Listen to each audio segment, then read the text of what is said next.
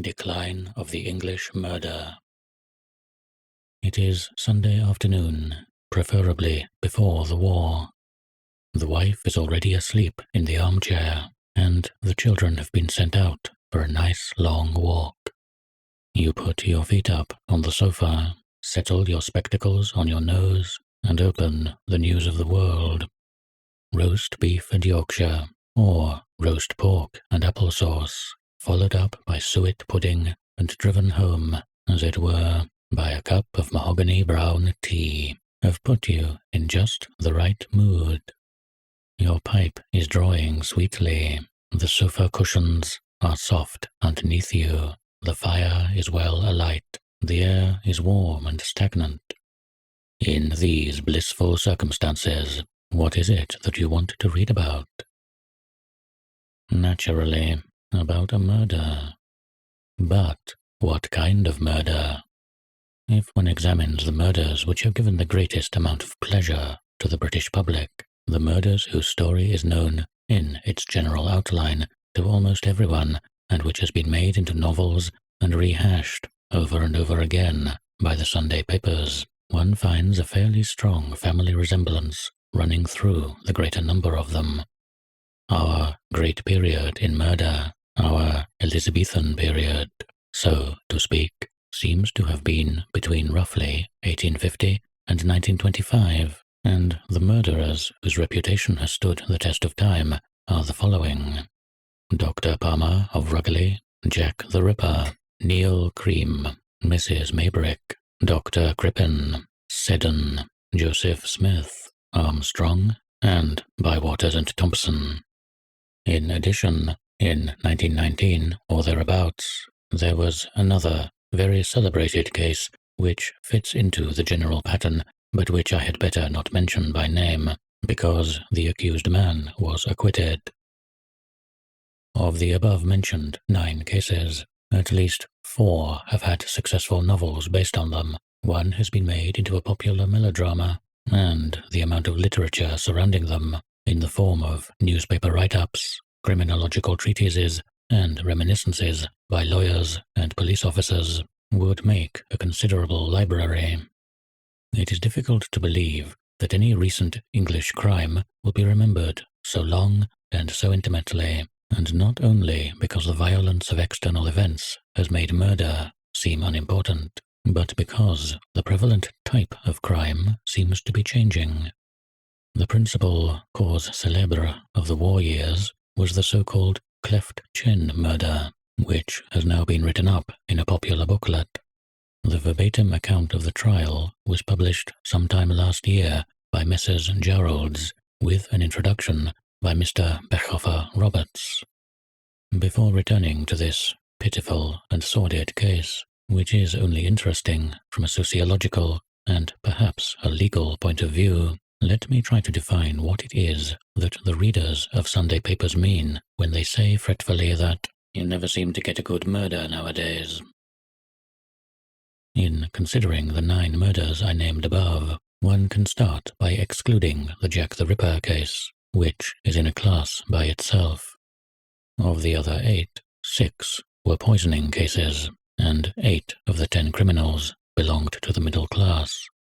In one way or another, sex was a powerful motive in all but 2 cases, and in at least 4 cases, respectability, the desire to gain a secure position in life, or not to forfeit one's social position by some scandal such as a divorce, was one of the main reasons for committing murder.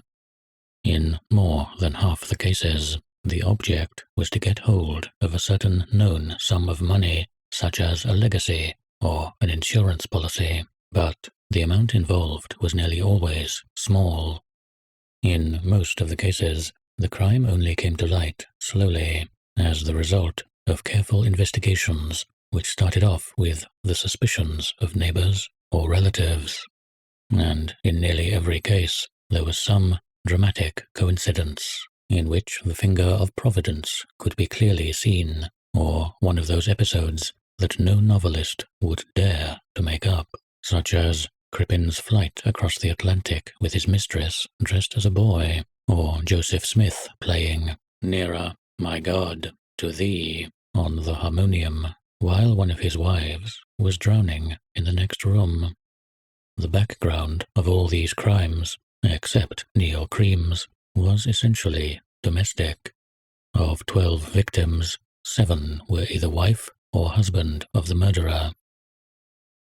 With all this in mind, one can construct what would be, from a News of the World reader's point of view, the perfect murder.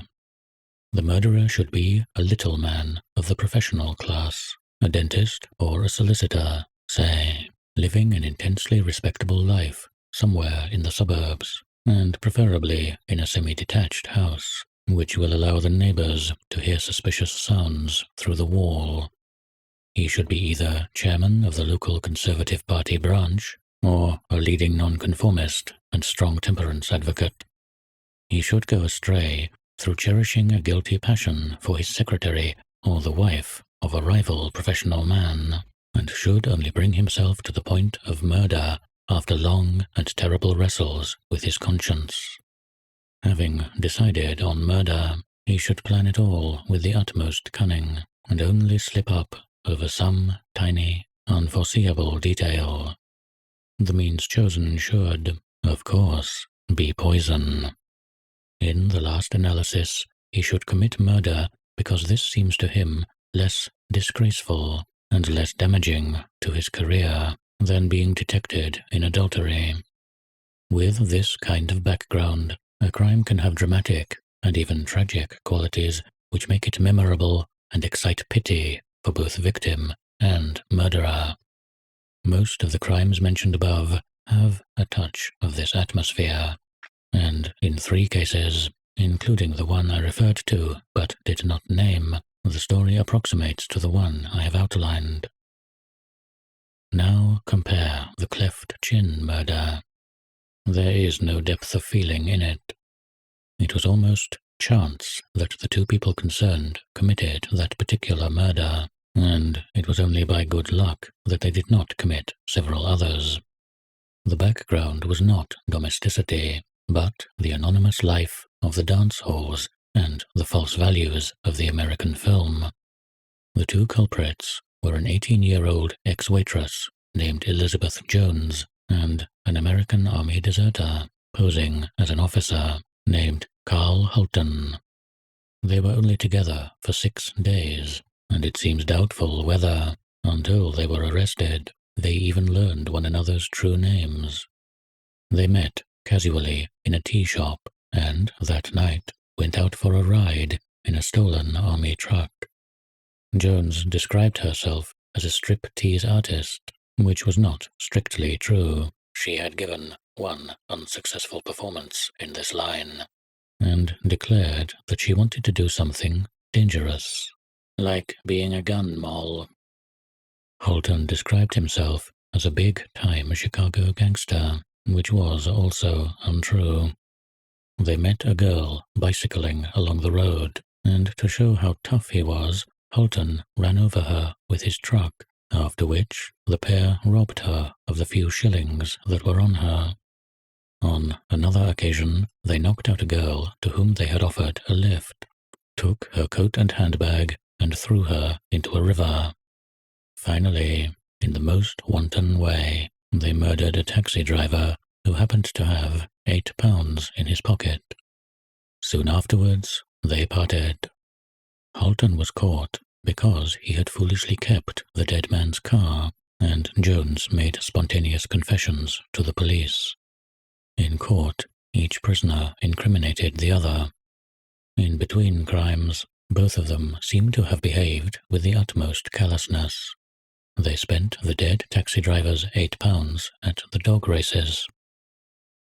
Judging from her letters, the girl's case has a certain amount of psychological interest, but this murder probably captured the headlines because it provided distraction amid the doodlebugs and the anxieties of the Battle of France. Jones and Hulton committed their murder to the tune of V1 and were convicted to the tune of V2. There was also considerable excitement because, as has become usual in England, the man was sentenced to death, and the girl to imprisonment. According to Mr. Raymond, the reprieving of Jones caused considerable indignation and streams of telegrams to the Home Secretary. In her native town, "She should hang" was chalked on the walls beside pictures of a figure dangling from a gallows. Considering that only 10 women have been hanged in Britain in this century, and that the practice has gone out largely because of popular feeling against it, it is difficult not to feel that this clamour to hang an 18-year-old girl was due partly to the brutalizing effects of war. Indeed, the whole meaningless story, with its atmosphere of dance halls, movie palaces, cheap perfume, false names, and stolen cars, belongs essentially to a war period. Perhaps it is significant that the most talked-of English murder of recent years should have been committed by an American and an English girl who had become partly Americanized. But it is difficult to believe that this case will be so long remembered as the old domestic poisoning dramas, product of a stable society where the all-prevailing hypocrisy did at least ensure that crimes as serious as murder should have strong emotions behind them.